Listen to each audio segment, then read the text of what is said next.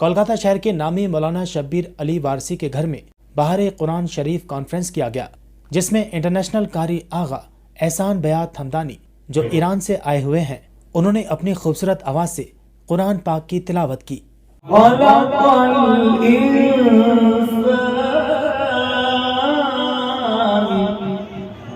علمه البيان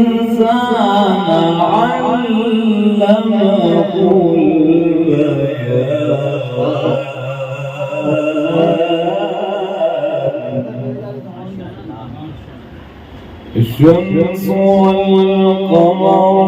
بحسبان والنجم والشجر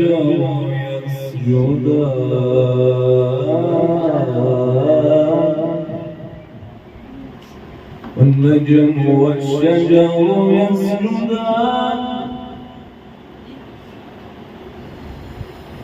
الشمس والقمر بحسبان والنجم والشجر يسجدان والسماء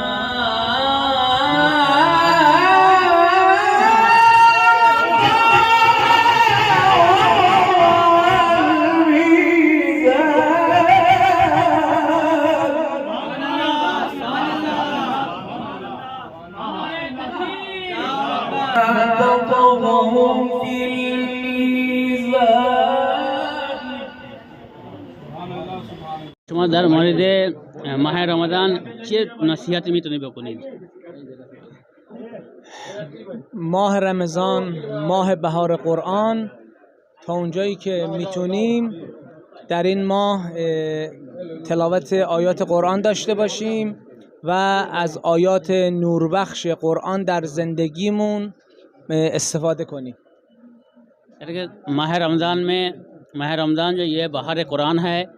جتنا بھی ہم لوگ سے ممکن ہو اتنا جو ہم لوگ قرآن پڑھے اور قرآن کے جو ہے معنی اور اس کے معنی سے اور اس کا جو ہے تفسیر سے استفادہ کرے اور اپنی زندگی میں اس کو پیادہ کرے۔ مورد امروز که در حالات حاضر این هست که مردم از قرآن دور میشوند. چه سبب هست که دور میشوند انسان؟ خود خداوند متعال در سوره فرقان فرموده که در آخر الزمان پیامبر هم شکایت میکنه که قومش قرآن رو ترک میکنن. یا قوم اتخذوا هذا القرآن مهجورا. و کلا تو سوره فرقان هم خود خداوند این آیه رو آورده، قرآن مهجور هستش. جیسے کہ کہا گیا کہ حدیث میں آئی ہے کہ کہا گیا کہ آخری زمانے میں لوگ جو ہے وہ قرآن کو چھوڑ دیں گے، اور خود قرآن کی آیت میں ہے جس بیان کیا ہے سورہ فرقان میں کہ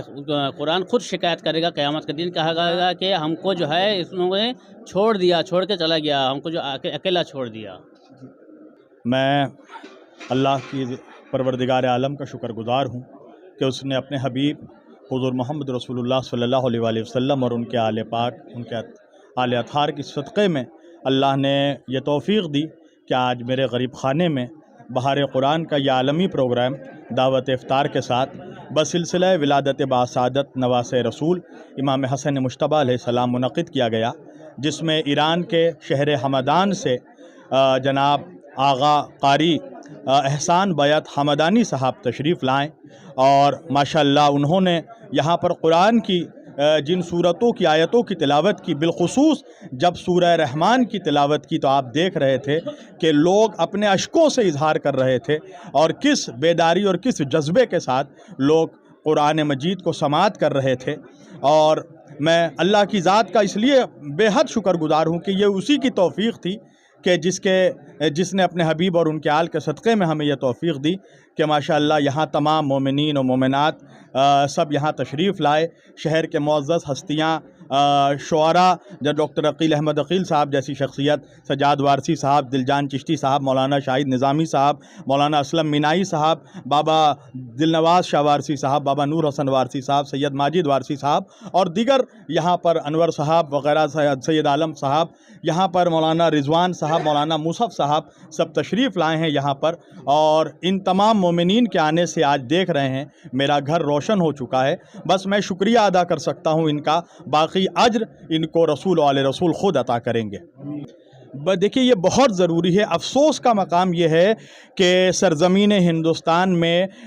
मुसलमानों की एक बड़ी आबादी रहती है, 30 करोड़ से ज़्यादा मुसलमान यहाँ पर आबाद हैं। और मेरा जो सूबा है सरज़मीन बंगाल और ये शहर कलकत्ता, यहाँ पर मुसलमानों की एक कसीर आबादी रहती है, मगर शादिर व नाज़िर ही ये नज़र आता है कि यहाँ पर बहार कुरान के उन्वान से या तिलावत कुरान के उन्वान से कोई प्रोग्राम किया जाता हो। आजकल मुस्लिम मोहल्लों में ब्लड डोनेशन, ड्राइंग कॉम्पिटिशन और न एग्जीबिशंस, ये सारी चीज़ें हो रही हैं। मैं मना नहीं करता आप ये सारी चीज़ें करें, मगर अपनी हकीकत ना भूलें, अपनी कल्चर, अपनी तहजीब, अपनी असलियत ना भूलें। अल्लाह के रसूल सल्लल्लाहु अलैहि वसल्लम हज्जतुल विदा के मौके पर हुजूर ने फरमाया, सही मुस्लिम शरीफ की और तिरमिज़ी शरीफ की हदीस है कि हुजूर ने फरमाया, इन्नी तारिकुन फ़ीकुम मुस्तक़लैन किताबल्लाहि व इतरती व अहल बैती। मैं अपने उम्मत के दरमियान दो भारी गिरा कद्र चीज़ें छोड़े जा रहा हूँ। एक अल्लाह का कलाम है कुरान मजीद किताब अल्लाह, और दूसरी मेरी इतरत, मेरे अहले बैत। अफसोस का मकाम यह है कि आज मुसलमान अहले बैत से भी दूर हो गया है और आज मुसलमान कुरान से भी दूर हो गया है। लिहाजा अगर मुसलमानों को अपने इस ज़वाल से उभरना है, अगर मुसलमानों को इस ज़िल्लत से इज़्ज़त की मंजिलों को तय करना है, तो उन्हें फिर से कुरान के दामन से और अहले बैत के दामन से मुतमस्सिक होना पड़ेगा। मौलाना अल्हम्दुलिल्लाह, मैं अपने नाज़रीन से इस बात का इज़हार करना चाहूँगा कि मौलाना शब्बीर अली वारसी साहब ने अपने घर पर 15 रमज़ानुल मुबारक की शब में आमद मौला इमाम हसन अलैहिस्सलाम से मुतल्लिक़ होकर जिस तक़रीब का एहतमाम किया, उसका नाम इन्होंने बहार कुरान दिया। अल्हम्दुलिल्लाह, इन्होंने आज के अपनी जुमला तकारीब के ज़रिए पूरी कौम उम्मा को ये पैगाम दिया है कि चाहे दुनिया के और लोग नबी के उस आखिरी वसीयत को याद रखें या न रखें, लेकिन हम गुलामान अहले बैत आज भी नबी के उस फरमान को अपने लिए ईमान समझते हैं।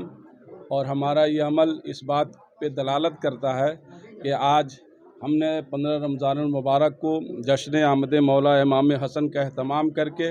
ये साबित किया है कि हमने न कुरान का दामन छोड़ा है और न अहले बैत का दामन छोड़ा है। और वही लोग हिदायत पर हैं और आइंदा भी रहेंगे जिनके हाथों में कुरान भी होगा और दामन अहले बैत भी होगा। मैं इस सिलसिले में मौलाना शब्बीर अली वारसी साहब को सरज़मीन बंगाल का नुमाइंदा तस्लीम करता हूँ कि कम अज़ कम यहाँ के मोमिनीन व मुस्लिमीन को ये जी भर के पैगाम दे रहे हैं कि अगर निजात चाहते हो, इज़्ज़त चाहते हो, अपना खोया हुआ मनसब फिर से दोबारा हासिल करना चाहते हो, तो बस कुरान और अहले बैत का दामन थाम लो मजबूती से, जो कि हमारे लिए यही आखिरी रास्ता भी है और यही अव्वल रास्ता भी है। और इस हवाले से मौलाना ने जो कुछ भी कहा वो सब की मैं तायीद करता हूँ और इंशाअल्लाह आइंदा भी इनके जुमला तहर्रुकात व मुहर्रिकात का मैं तायीद करूँगा और इनके साथ भी रहने की कोशिश करूँगा। और अपने इन मेहमान की जो ईरान से तशरीफ़ लाए हैं, इनकी जानिब से मैं इनका शुक्रगुज़ार हूँ। कारी हमदान साहब, कारी एहसान हमदानी साहब और फिर मौलाना रिजवान साहब और ये हमारे जुमला रुफ़क़ा हज़रात मौलाना शाहिद निज़ामी वग़ैरह जो यहाँ तशरीफ़ रखते हैं, आप हज़रात इनसे भी इनके तसुरात लें। रहमान रहीम, ये हमारी ज़िम्मेदारी के साथ साथ उनके वालिदैन की भी ज़िम्मेदारी है कि जो उनके वालिद हैं, माँ हैं, बाप हैं, उनको चाहिए कि ज़्यादा से ज़्यादा अपने बच्चों को दीनी तालीम की तरफ, कुरान की तरफ मुतवज्जे करें, क्योंकि कुरान एक ऐसी किताब है जिसको अल्लाह ने कानून बनाकर इंसानों के लिए पेश किया है और भेजा है। लिहाजा हर इंसान जब कानून اور دائرہ اسلام میں رہ کر زندگی گزارے گا تو اس کو احساس ہوگا کہ قرآن ایک معتبر کتاب ہے، اور قرآن ایک بافضیلت کتاب ہے، اور قرآن ایک باعمل کتاب ہے جو انسان کو انسان بناتی ہے۔ اگر واقعاً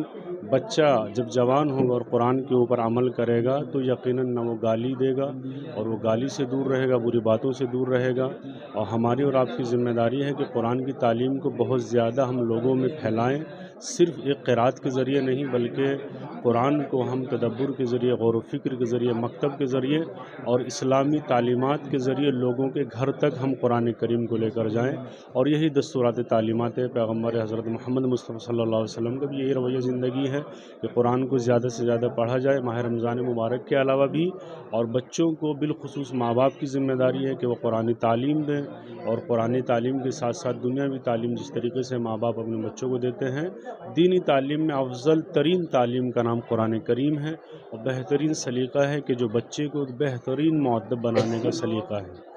بسم اللہ الرحمن الرحیم۔ سب سے بڑی بات تو یہ ہے کہ آج کے اس پرفتن ماحول میں جہاں ہر کوئی بس یہ سوچنے کے لیے لگا ہوا رہتا ہے کہ آج فلاں شخص کیا کہیں گے، فلاں شخص کیا کہیں گے، اور ہر کسی کی نظر سوشل میڈیا پہ و دیگر چیزوں اور دیگر وسائل میں لگی ہوئی ہوتی ہے، وہاں ایسے ماحول میں ہمارے محترم علامہ شبیر علی وارثی صاحب قبلہ نے لوگوں کو یہ بتانے کی کوشش کی ہے کہ ذرا اس طرف بھی توجہ کی جائے کہ خالق نے اپنی مخلوق سے کیا کہا ہے، اور ہماری توجہ خالق کی طرف بھی جائے۔ اور اللہ نے جس طرح سے کہا ورتل القرآن ترتیلا، فرمان الہی ہے کہ قرآن کو صاف صاف پڑھو۔ بعض محدثین نے تو یہ بھی کہا کہ اس رتل القرآن ترتیلا سے مراد یہ ہے کہ زبان کے اور طلاقت لسانی کی وہ جو بناوٹ ہوتی ہے وہ بھی سمجھ میں آ جائے، یہ ہے ترتیل قرآن۔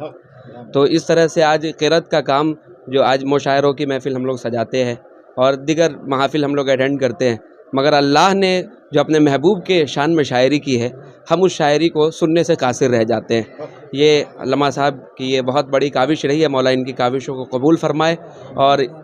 اس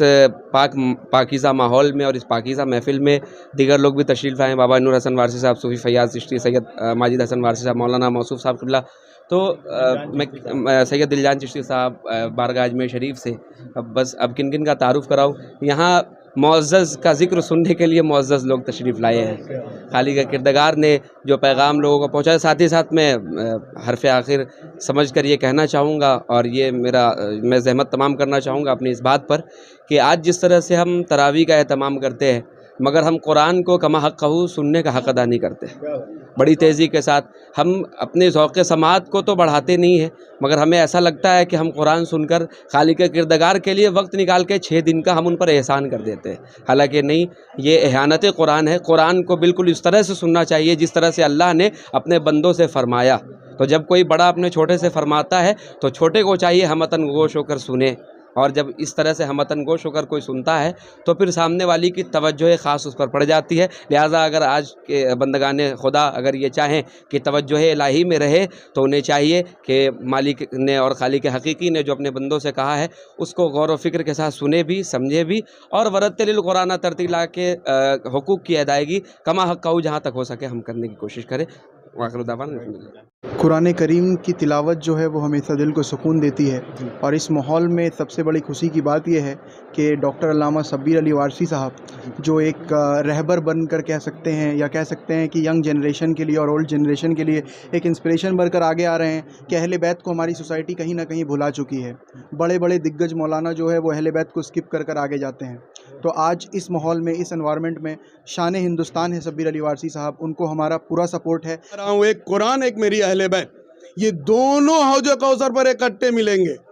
اس لیے ان دونوں کا دامن پکڑ کے رہیے، اور قرآن کی تعلیم کو عام کرنا۔ شبیر علی وارثی کے ساتھ ہیں، مولا انہیں صحت عطا فرمائے، اور اس پروگرام میں جو لوگ بھی شامل ہوئے ہیں اپنے اپنے خانقاہوں میں، اپنے اپنے گھروں میں قرآن اور اہل بیت کی تعلیم کا اجاگر کریں۔ آپ بھی بننا چاہتے ہیں خبروں کی دنیا کا حصہ؟ حالات بنگال اور نیوز ٹیگ انڈیا لے کر آیا ہے ایک بہترین موقع، جہاں صرف 2 مہینے میں آپ سیکھ سکتے ہیں news anchoring, camera handling, news reporting, editing, public speaking اور بھی بہت کچھ۔ تو پھر اٹھائیے فون اور نیچے دیے گئے نمبر پر کال کر کے خود کو کریے انرول۔